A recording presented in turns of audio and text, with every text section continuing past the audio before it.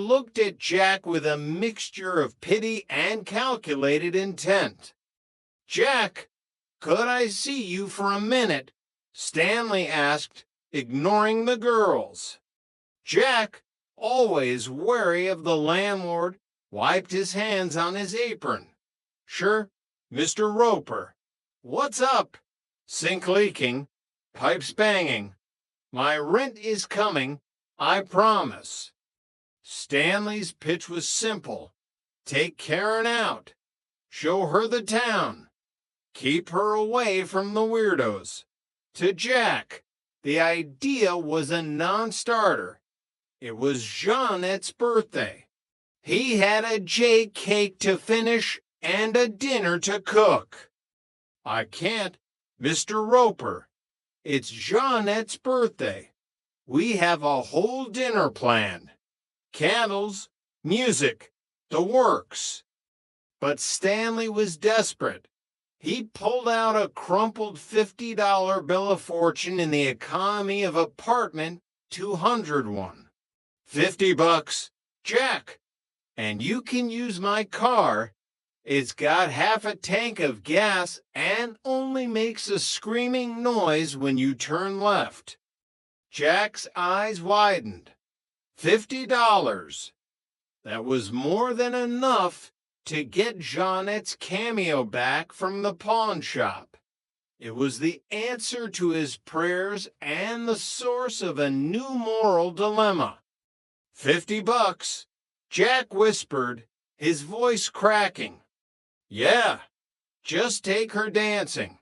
The way you kids dance nowadays, you don't even have to touch her. It's very hygienic." Jack looked at the bill, then at the kitchen where Jeanna was humming a tune, the guilt of the cameo one. "Okay, Mr. Roper, I'll do it, but I have to be back for the party." When Karen walked in, Jack's expectations shaped by Stanley's own face were shattered. Karen wasn't a female Stanley. She was stunning. She had New York sophistication, dark eyes that danced with secrets, and a gaze that seemed to see right through Jack's safe persona. "Hi," she said, her voice a sultry contrast to the suburban quiet of Santa Monica. Jack fumbled, nearly dropping his spatula. "Hi, I'm Jack. I'm your tour guide, your escort, your guy for the night." "I'd love it," Karen replied, a predatory glint in her eye that Jack missed, but Jeanette and Chrissy certainly didn't. As Jack whisked Karen away, Jeanette and Chrissy stood in the middle of their living room, the J cake sitting forgotten on the counter. The birthday dinner was effectively ruined. "He's a fink," Jeanette said, her voice trembling with a mixture of anger and hurt. "A nice fink," Chrissy corrected, though she didn't sound convinced as she poked the J on the cake. Chapter 3: The Freeway Fiasco. The night was supposed to be a simple transaction, $50 for a few hours of chaperoning. But Karen had other ideas. As they cruised the Santa Monica Freeway in Stanley's overheating sedan vehicle that smelled like old cigars and desperation, the dynamic shifted. Karen wasn't interested in the museum or the pier. She was interested in Jack. She leaned in close, her perfume filling the cramped cabin of the car, overriding the scent of Stanley's upholstery. "You don't act like a man who lives with two women," she purred, her hand resting dangerously close to his on the gear shift. Jack gripped the steering wheel, his knuckles white. He was trying to remember the safe persona he had cultivated for Roper. Well, Every man's entitled to a night off. Professional boundaries, you know. Not on my time, she whispered, her voice dropping an octave. Then the car groaned. A plume of white steam erupted from the hood of classic Roper vehicle malfunction. They were stranded on the shoulder of the freeway, the neon lights of the city mocking them from a distance. The radiator had finally given up the ghost. Back at the apartment, the mood was somber. Jonna and Chrissy were sharing a bottle of cheap wine, the kind that came in a jug and tasted like regrets. The J cake was finely sliced, but nobody was hungry. "Do you dig him, Chrissy?"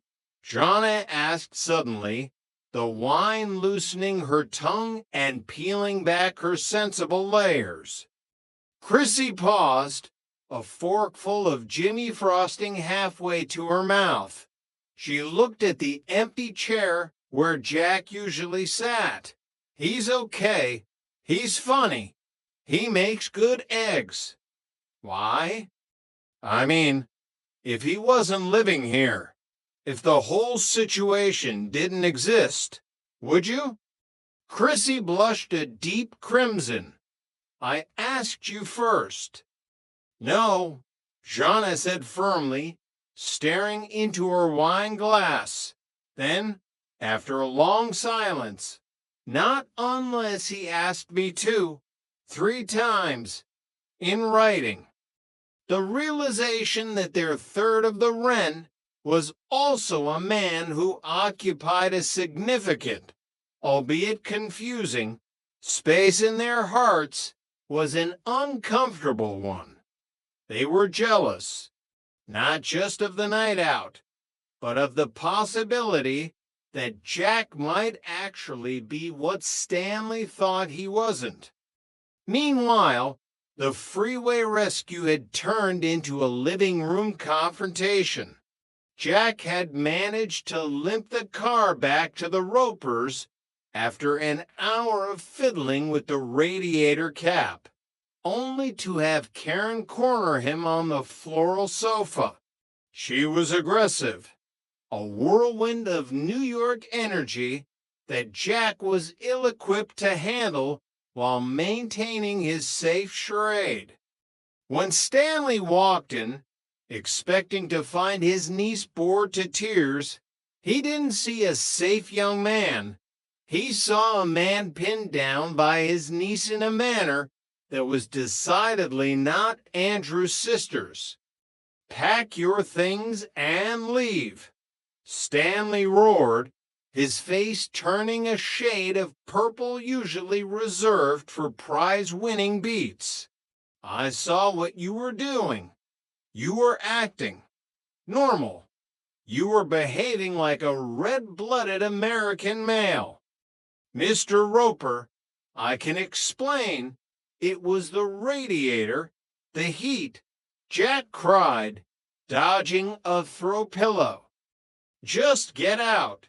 You're a sick man, Tripper, a sick man. I trusted you with my own flesh and blood." Chapter 4, The Redemption and the Cameo.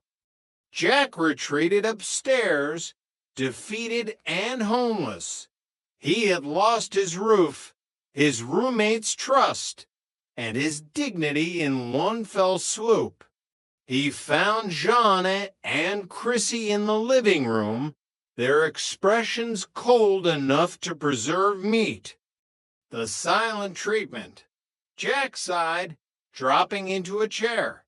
"Look, I just came up to pack my bags. Roper kicked me out. I'm a man without a country, or an apartment." The anger in Jeanette's eyes vanished, replaced by a sudden, sharp concern that she tried to hide. "Kicked you out? Why? What did you do to that girl?" "Because his car overheated. And his niece. Well, Let's just say she's very friendly.